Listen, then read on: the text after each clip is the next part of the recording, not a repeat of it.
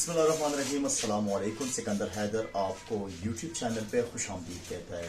दोस्तों, आप कहीं भी इंडस्ट्री में गए हो या किसी 3 फेस पैनल बोर्ड को खोला हो तो आपने अक्सर एक चीज़ देखा होगा जिसको हम स्टार्टर कहते हैं। अगर आप ऑपरेटर से पूछते हो कि भाई ये क्या है तो आपको कहेगा कि ये स्टार्टर है। असल में ये स्टार्टर होता है जिसको हम मैग्नेटिक कंडक्टर के नाम से जानते हैं। लेकिन ये काम कैसे करता है और क्यों हम इसको यूज़ करते हैं? दोस्तों, अगर एक 3 फेस मोटर की बात की जाए तो क्या हम उसको एक MCCB सर्किट ब्रेकर या एक MCB सर्किट ब्रेकर से कंट्रोल नहीं कर सकते हैं? जी हाँ, कर सकते हैं। करने को तो हम कुछ भी कर सकते हैं, लेकिन क्या होगा कि वो रिस्की होगा। उसको कंट्रोल करना, उसको ऑपरेट करना काफी मुश्किल होगा। तो इस हिसाब से हम मैग्नेटिक कंडक्टर को तरजीह देते हैं एक MCCB सर्किट ब्रेकर से। मान ले अगर हम एक सर्किट ब्रेकर का यूज करते हैं हैवी मशीनरी को कंट्रोल करने के लिए, तो क्या होगा? उसमें एक्सीडेंट होने का काफी बड़ा खदशा होता है। अगर आप उसको ऑन करोगे तो फ्लश करेगा, अगर आप उसको कंट्रोल करोगे या उसको इमरजेंसी में ऑफ करना होगा तो भी वो मुश्किल होगा उसको ऑफ करना। तो magnetic conductor is a good choice. अब बात करते हैं कि मैग्नेटिक कंडक्टर को हम किन किन चीजों में यूज कर सकते हैं और कहां पर इसका इस्तेमाल ज्यादा होता है। अगर इंडस्ट्रियल की बात की जाए तो हर जगह पर एक मैग्नेटिक कंडक्टर लगा होता है। कई जगह पर 3 लगे होते हैं, कई जगह पर 2 लगे होते हैं। तो इसका इस्तेमाल क्या होता है? एक हैवी मशीनरी को चलाने के लिए मैग्नेटिक कंडक्टर बेस्ट ऑप्शन है। अब अगर हम इसको मोटर को 3 फेस मोटर को फॉरवर्ड या रिवर्स में चलाना चाहे, एक ही मोटर को कभी फॉरवर्ड कभी रिवर्स, तो इस हवाले से हम 2 कंडक्टर का कॉम्बिनेशन बना लेते हैं। अगर हमारे साथ एक 3 फेस मोटर है और वो काफी हाई लोड ले रहा है, हाई टॉर्क ले रहा है, तो उस सूरत में हम 3 कंडक्टर्स का कॉम्बिनेशन बना लेते हैं जिसको हम स्टार डेल्टा कहते हैं। और उस सूरत में हम पहले मोटर को स्टार में स्टार्ट कर लेते हैं, उसके बाद मोटर को हम डेल्टा पे शिफ्ट कर लेते हैं, जिसकी वजह से जो हाई टॉर्क होता है वो कम हो जाता है। अब मैग्नेटिक कंडक्टर क्या होता है, इसके अंदर कॉन्टेक्ट्स क्या होते हैं, मैन कॉन्टेक्ट्स क्या होता है, एक्सिलरी कॉन्टेक्ट्स क्या होता है। इसी तरह हम मैन कॉन्टेक्ट्स को कहाँ पर इस्तेमाल करते हैं, एक्सिलरी कॉन्टेक्ट्स का क्या क्या इस्तेमाल होता है, तो हम इस प्रैक्टिकल क्लास में सीखेंगे।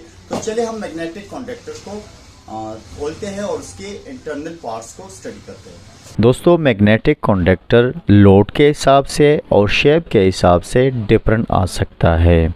यहाँ पर मेरे साथ कुछ मैग्नेटिक कंडक्टर पड़े हुए हैं जो हर एक शेप में एक दूसरे से डिफरेंट है और लोड के हिसाब से भी डिफरेंट है। मैग्नेटिक कंडक्टर में हमारे साथ यहाँ ऊपर के तरफ ये जो 3 कॉन्टेक्ट्स है इसको मैन कॉन्टेक्ट्स बोला जाता है और ये इसकी इनपुट साइड है और ये आउटपुट साइड है। तो ये इंटरनली नॉर्मली ओपन हालत में होते हैं। साइड पर हमारे साथ एक्सिलरी कॉन्टेक्ट्स होते हैं जिसमें हमारे साथ 2 NC और 2 NO होते हैं। इसी तरह इस साइड पर भी एक्सिलरी कॉन्टेक्ट्स पाए जाते हैं। कुछ मैग्नेटिक कंडक्टर में एक्सिलरी कॉन्टेक्ट्स एक साइड पर होता है और कुछ में हमारे साथ दोनों साइड्स पर होते हैं। आप एक्स्ट्रा यहाँ पर भी एक्सिलरी कॉन्टेक्ट्स लगा सकते हैं। दोस्तों, ये जो कॉइल है ये हमारे साथ डिफरेंट आ सकता है वोल्टेज के हिसाब से या रेटिंग वोल्ट के हिसाब से या करंट के हिसाब से। ये DC में भी आ सकता है, AC में भी आ सकता है। ये DC 12 या 24 वोल्ट्स पे भी आ सकता है। इसी तरह ये AC 110, 220, 380, 440 इसी तरह डिफरेंट वोल्टेज में आ सकता है।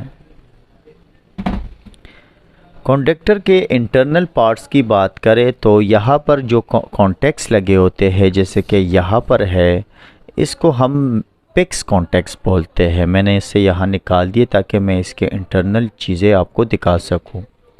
जब हम इसको सप्लाई प्रोवाइड करते हैं तो ये कंडक्टर बैठ जाता है और जिसकी वजह से ये जो कॉन्टेक्ट्स होते हैं नॉर्मल ओपन वाली क्लोज कनेक्शन बना लेते हैं।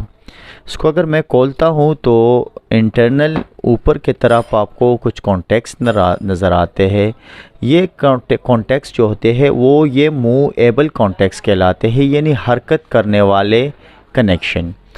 इसके नीचे ये जो कोर नज़र आ रहा है इसको आर्मेचर बोलते हैं और इसके नीचे स्प्रिंग लगा होता है। स्प्रिंग के नीचे आपको कॉइल नज़र आएगा और कॉइल के नीचे हमारे साथ आयरन कोर है। यहाँ पर अगर आप देखेंगे तो इस कॉइल के जो कनेक्शन है वो 3 है। तो यहाँ पर ये दोनों कनेक्शन जो है ये कॉमन है, यानी आपस में मिले हुए। आप सप्लाई इन दोनों को भी प्रोवाइड कर सकते हैं और इन दोनों को भी प्रोवाइड कर सकते हैं, या आप यहाँ सप्लाई प्रोवाइड करेंगे तो यहाँ दूसरे कंडक्टर के लिए न्यूट्रल वायर भी ले सकते हैं। सिंपल सा तरीका है मैग्नेटिक कॉन्डक्टर का। कुछ मैग्नेटिक कॉन्डक्टर में हमारे साथ जो एक्सिलरी कॉन्टैक्ट्स होते हैं वो सिर्फ एक ही होता है, जैसे कि यहाँ पर सिर्फ नॉर्मली ओपन एक्सिलरी कॉन्टैक्ट्स है। इसके साथ ये जो दूसरी चीज़ है ये थर्मल ओवरलोड कहलाती है। इसी के साथ ही आज की वीडियो ख़त्म होती है। मज़ीद वीडियोज़ के लिए आप हमारे यूट्यूब चैनल को ज़रूर सब्सक्राइब कीजिए। इंशाल्लाह आने वाली वीडियोज़ में हम कॉन्डक्टर्स को डिफरेंट चीज़ों में यूज़ करेंगे, कंट्रोलिंग में, और इसी तरह इसकी टेस्टिंग में, इसकी कैलकुलेशन के बारे में भी वीडियो बनाएंगे। तो अपने और अपने घर वालों का ख्याल रखिए। अल्लाह हाफ़िज़।